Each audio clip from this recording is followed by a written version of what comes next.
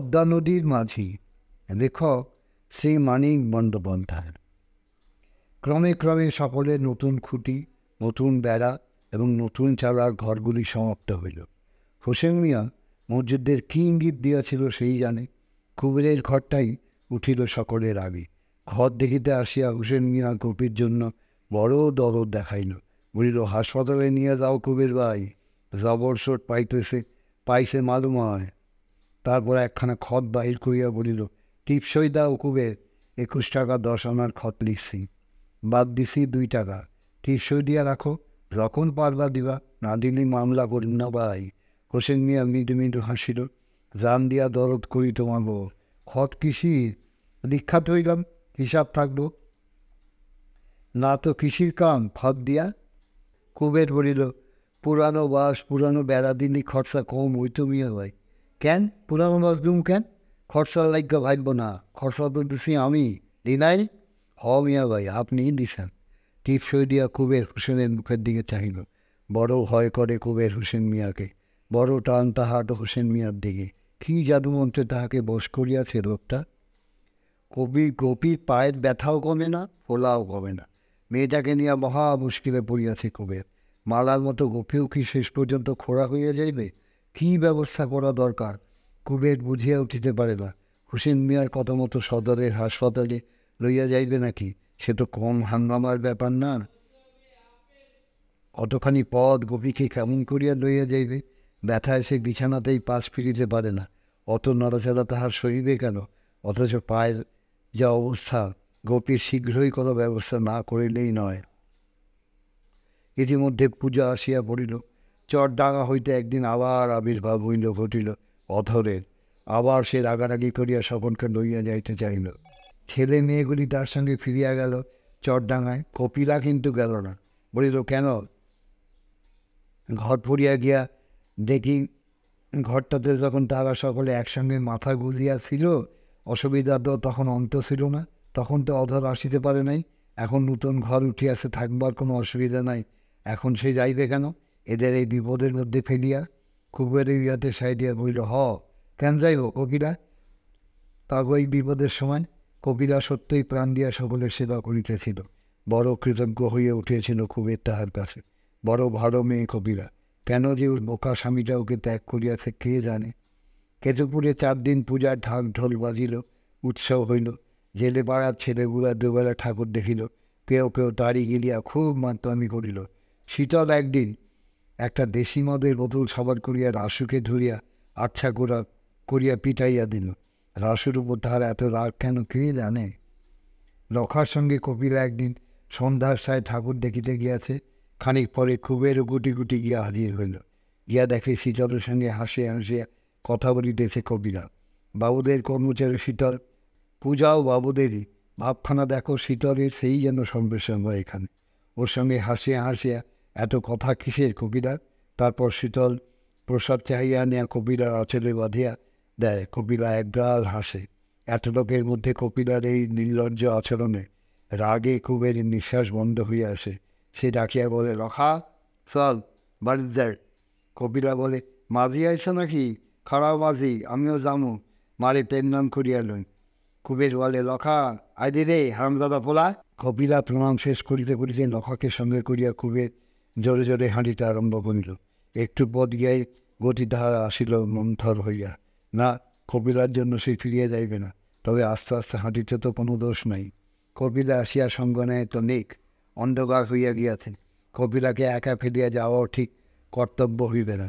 হয়তো শীতলকে সেই বাড়ি পৌঁছাইয়া দিতে বলি। এতখানি অন্ধকার রাস্তা শীতলের সঙ্গে হাঁটিয়া চলিবে কপিলা?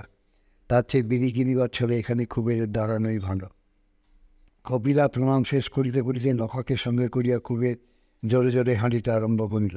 একটু পথ গিয়াই গতি তাহার আসিল মন্থর হইয়া। না, কপিলার জন্য সে ফিরিয়া যাইবে না, তবে আস্তে আস্তে হাঁটিতে তো কোনো দোষ নাই। কপিলা আসিয়া সঙ্গ নেয় তো নেক, অন্ধকার হইয়া গিয়াছে। কপিলাকে একা ফেলিয়া যাওয়াও ঠিক কর্তব্য হইবে না। হয়তো শীতলকে সেই বাড়ি পৌঁছাইয়া দিতে বলি। এতখানি অন্ধকার রাস্তা শীতলের সঙ্গে হাঁটিয়া চলিবে কপিলা? তার চেয়ে বিড়ি কিনিবার ছলে এখানে কুবেরের দাঁড়ানোই ভালো। বিড়ি কিনিতে কিনিতে কপিলা আসিয়া পড়িল। কুবের কথাটি বলিল না। তিনজনে নীরবে চলিতে লাগিল বাড়ির দিকে। কপিলা আর চোখে কুবেরের মুখের দিকে তাকায়, কিছু টাওয়ার হয় না অন্ধকারে। চলিতে চলিতে দেখা হয় রাসুর সঙ্গে। যোগীকে লইয়া সে ঠাকুর দেখিতে যাইতেছে। কপিলা যোগীকে বলে, বইন এক কাম করবা, আমাকে লখারে লইয়া যাও। কুবের আপত্তি করিয়া বলে, কেন ঠাকুর দেখে নাই লখা? কপিলা বলিল, পোলাপান স্বাদ মেটেনি দেখা, তোমার লখা বুড়া তো হয় নাই, এক নজর দেখা ফাল দিয়া বাড়ি ফিরব। যারে লখা। যোগী মাসির সঙ্গে, দেখো বইন পোলাটা কিন্তু বড় বজ্জাত। মতলব কি কপিলার? লখাকে সরাইয়া দিল কেন? কিছুই যেন বুঝিতে পারে না কুবের। কপিলা নীরবে পথ চলে, কুবের মনে মনে রাগিতে থাকে। শেষে একটা তেঁতুল গাছের তলে পথের যেখানে দুর্বের ধন্দগার রচিত হইয়াছে, সেখানে হঠাৎ কুবের শক্ত করিয়া কপিলার আঁচল চাপিয়া ধরে, বলে, শীতলের লগে অত কিসের তর তর? কপিলা বলে, কি কর মারলি?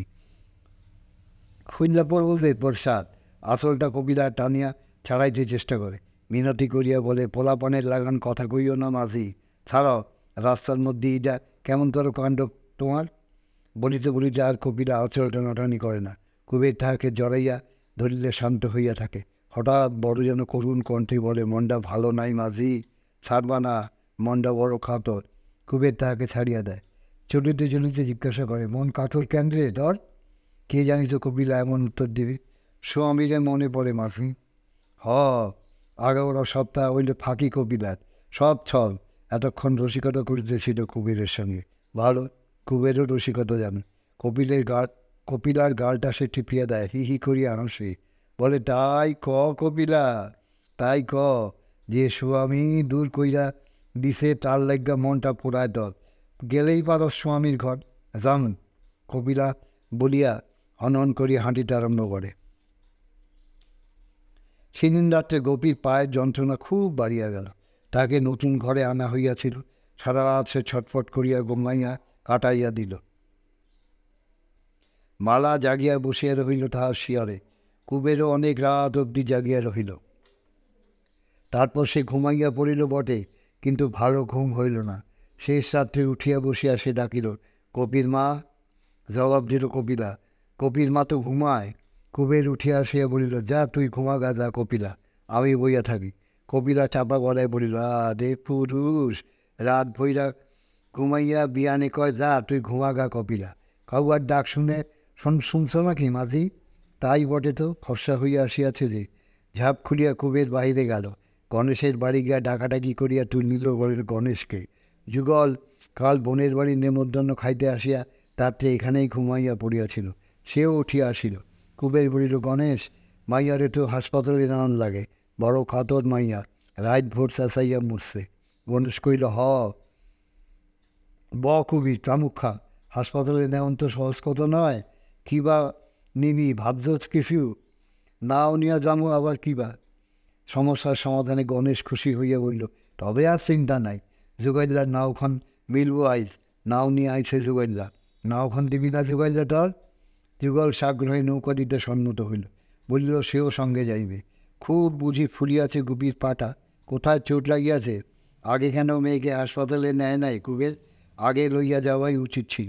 যাই হোক, আজ যদি হাসপাতালে লইতে হয় তা দেরি করিয়া লাভ কি? বেলা হইয়া গেলে হাসপাতালে ডাক্তারকে আর পাওয়া যাইবে না। একটা চওড়া কাঠের তক্তায় শোয়াইয়া ধরাধরি করিয়া কপিকে নদী তীরে লইয়া যাওয়া হইল। কাঁথা বালি সাথে করিয়া কপিলা গেল সঙ্গে।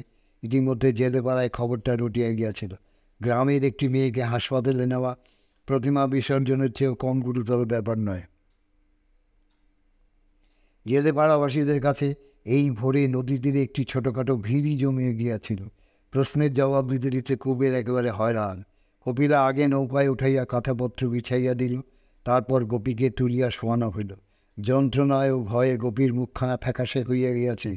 হাসপাতাল, না জানি কি ভয়ঙ্কর স্থান সেই জায়গা, কে জানে সেখানে কি হইবে তার। কপিলার একটা হাত গোপী সবলে আঁকড়াইয়া ধরিয়া রহিল।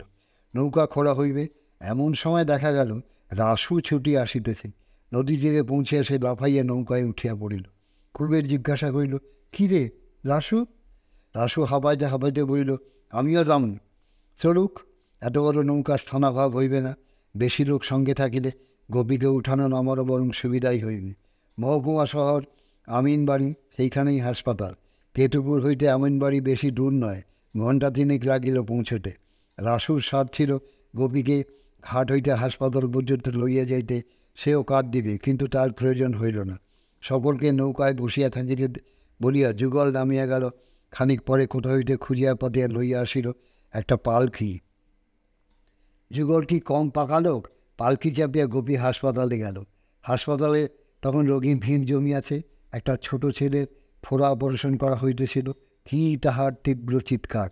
কপিত দেখিয়া শুনিয়া বিবর্ণ হইয়া ঘুমাইতে আরম্ভ করিল। কুবেরের মুখখানা শুকাইয়া পাংশু হইয়া গিয়াছে। সকলেই অল্প বিস্তর ভীত ও সন্ত্রস্ত। শুধু অবিচলিত আছে রাসু। ময়নাদ্বীপ হইতে পলাইয়া আসিয়া নোয়াখালীর হাসপাতালে সে 15 দিন কাটাইয়া দিয়াছিল। এ তাহার পরিচিত স্থান। সকলকে সে অভয় দিয়া বলিতে লাগিল, ভয় নাই, ভয় নাই, সব ঠিক হইয়া যাইবে। সেই গিয়া ডাক্তারকে গোপীর অবস্থা বলিয়া নাম ধাম দেখাইয়া আসিল। কি গর্ব রাসুর! দেখুক কুবের, কেমন চটপটে পাকা লোক সে। দেখিয়া রাখুক। বেলা প্রায় 11টার সময় অবসান করিয়া ডাক্তারবাবু গোপীকে পা পরীক্ষা করিলেন। পরীক্ষা করিয়া রাগের সীমা রহিল না ডাক্তারে। রাসুই কিনা বুক ঠুকিয়া কথা বলিতেছিল, তাহাকে গোপীর অভিভাবক ঠাউরাইয়া ধমক দিয়া ডাক্তার আর কিছু রাখিলেন না। এতকাল কি করিতেছিল?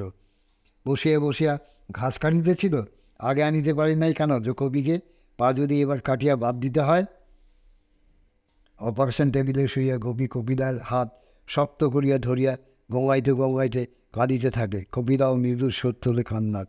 তারপর ডাক্তারের ধমক খাইয়া স্তব্ধ হইয়া যায়। পরীক্ষা শেষ করিয়া ডাক্তার বড় ভয়ানক কথা বলিলেন, এখানে রাখিয়া যাইতে হইবে গোপীকে। তবে এ কথাও তিনি বলিলেন যে রাখা না রাখা গোপীর বাপের খুশি, জবরদস্তি নাই। হাসপাতালের বারান্দায় পরামর্শ সভা বসিল। ডাক্তারের ধমকে রাসু বড় দমিয়া গিয়াছিল। সে আর কোনো কথা বলিল না। হয়তো এতক্ষণ গোপীর অবস্থার গুরুত্ব বুঝিয়া মনটাও তো আর খারাপ হইয়া গিয়া থাকিতে পারে। ঘরের মধ্যে গোপী কাঁদিতে লাগিল, অগো মাসি, আমি থাকুন না, আমারে নিয়া যাও। আর বাইরের কুবের, গণেশ আর যুগল গম্ভীর মুখে বলা বলি করিতে লাগিল যে এবার কি করা কর্তব্য। পরামর্শ করা একান্ত মিছা। ডাক্তার যে কথা বলিয়াছে, তারপর গোপীকে না রাখিলে চলিবে না এখানে। তবু তারা অজ্ঞ ও ভীরু গ্রামবাসী কিনা, দীর্ঘ পরামর্শ ছাড়া কোনো সিদ্ধান্তই তারা করিতে পারে না। গোপীকে মেয়ে ওয়ার্ডে ভর্তি করিয়া দেওয়া হইল। তারপর আর তাহাদের গোপীর কাছে থাকিবার কোনো উপায় রহিল না। আবার সেই 4টার সময় আসিয়া মেয়েটার সঙ্গে তারা দেখা করিতে পারিবে। গোপী কপিলাকে কিছুতেই ছাড়িবে না। কাঁদিতে কাঁদিতে সে বলিতে লাগিল, অগো মাসি, নিয়া যাও আমারে। হাঁটিতে হাঁটিতে তাহারা ফিরিয়া গেল নদীর ঘাটে। পথে কিনিয়া রইল কিছু চিরামুড়ি। এত বেলা অবধি কেউ তাহারা কিছু খায় নাই। নীরবে সকলের জলযোগ শেষ করিল। এবার কি করিবে তারা? এবার যুগলের থাকিবার উপায় নাই। নৌকা তাহার ভাড়া হইয়াছে। সকালবেলায় তাহাকে দেবীগঞ্জে যাওয়ার কথা ছিল। কুবের এখানে গ্রামে ফিরিবে তো। গ্রামের ঘাটে সকলকে নামাইয়া দিয়া যুগল সোজা চলিয়া যাইবে দেবীগঞ্জে। কুবের বইল, তোমরা যাও, বৈকালে মাইয়াটারে একবার না দেখা আমি যাবো না। রাসু বইল, আমিও থাকি তাহলে। কুবের বলে, না রাসু, যা, তুই যা। কই থাকুম কি বৃত্তান্ত ঠিক নাই, তুই থাকবি কি কইরা? গণেশ থাকিতে চাহিল। কুবের তাকে বুঝাইয়া নিবৃত্ত করিল। কপিলা অবশ্য ফিরিয়া যাইবে, তাই তার থাকা না থাকা কথাই উঠিল না। কপিলাও কিছু বলিল না। কিন্তু কপিলাই শেষ পর্যন্ত নৌকায় উঠিল না। সেও বিকাল পর্যন্ত এখানে থাকিবে। গোপীকে আরেকবার না দেখিয়া গ্রামে সে ফিরিতে পারিবে না। আহা, মাসি মাসি বলিয়া মেয়েটা হয়তো কাঁদিয়াই মরিতেছে। কেউ তাকে টলাইতে পারিল না। কুবের কত বলিল, নিজে সে কোথায় থাকিবে ঠিক নাই। মেয়ে মানুষ সঙ্গে থাকিলে কত হাঙ্গামা, কত অসুবিধা। তাছাড়া লোকে বলিবে কি? কপিলা কোনো কথাই কানে তুলিল না। নৌকা চলিয়া গেল। কুবের মুখ ফিরাইয়া দেখিল নদীর বাতাসে কপিলাকে স্পষ্ট করিয়াছে। শাড়িখানি মিশিয়া গিয়াছে অঙ্গে। বেগুনি রঙের শাড়িখানি পরিয়াই সে যে আজও পথে বাহির হইয়াছে, এতক্ষণ কুবের তাহা লক্ষ্যই করে নাই। এতক্ষণে খেয়াল করিয়া সে যেন কেমন অসন্তোষ বোধ করিল। কপিলাকে লইয়া এখন সে কি করিবে, কোথায় যাইবে? কি মতলব করিয়াছে কপিলা? থাকিবার ওর কি প্রয়োজন ছিল? কি দেখো মাঝি, কি ভাবো? কপিলা বলিল, জিগানে কাম কি তোর? কুবের বলিল, গোসা করো কেন? উই দেখো জাহাজ আহে। সেইখানে নদীর তীরে দাঁড়িয়ে তাহারা চাইয়া তাকে চক্রাকারে পাক দিয়া জাহাজ আসিয়া ভিড় বেড়ে জেটিতে। কি ভিড় হইয়াছে আজ জাহাজে। আজ পূজা শেষ, আজও দেশ দেশান্তরের মানুষ ঘিরে ফিরিতেছে। আর কি অদৃষ্ট কুবেরের মেয়েটাকে আজ এই বিদেশে হাসপাতালে ফেলিয়া মূরের মতো সে দাঁড়াইয়া আছে নদী তীরে। কোথায় যাইবে, কী করিবে, কিছুই ঠিক নাই। ভোঁ দিয়া জাহাজ ছাড়িয়া যায়, নদীর আলোড়িত জল ঢেউ তুলিয়া তীরে আছড়াইয়া পড়ে। মেয়েটার জন্য এমনি ঢেউ উঠিয়াছে কুবিরের মুখে। হঠাৎ কবিরা বলিল, মাঝি, পয়সা করি আনছ? হ। কত? তা দিয়া তোর কাম কি? আমি কিছু আনছি, লাগলে নিও। কপিলা আঁচলে গেরো বাঁধা পয়সাটা খাইল। কুবের হ্যাঁ না কিছুই বলিল না। জেঠি নির্জন হইয়াছে দেখিয়া খানিক পরে জেঠিতে গিয়া তাহারা ছায়ায় বসিল। কুবের তাকায় না কপিলার দিকে, একটার পর একটা বিড়ি ধরাইয়া টানিতে থাকে। মিনিটে মিনিটে বিড়ি খাওয়ার মতোই সে যেন বড় লোক। কেমনে ফিরবা মাঝি? খানিক পরে কপিলা জিজ্ঞাসা করিল। কেডা জানে। কেমন কাণ্ড তোর কপিলা, তরে নিয়ে যে কী করুম আমি, আমারে লজ্ঞা ভাবব না মাঝে। এতক্ষণে কী মনে করে খুবই হাসিল। বড় পোলাপান তুই কপিলা, স্বামী সৈন্য কী কইব তোর, ভাবছস কি? কোক। তা বই কি, কলঙ্ক কিনিবার সাহায্যে কপিলা ষোলো না, সেটা দেখা যায়। কুবের গম্ভীরভাবে মাথা নাড়ে। এ তো ভালো কথা নয়। এক বাড়িতে যারা বাস করে শুধু দুর্নাম কিনিবার জন্য এখানে তাদের পড়িয়ে থাকিবার কোনো মানেই হয় না। শুধু গোপীর জন্যই কি কপিলা রহিয়া গেল? কপিকে সে এত ভালোবাসে? কে জানে। কপিলার মন বুঝিবার ক্ষমতা ভগবান কুবেরকে দেয় নাই।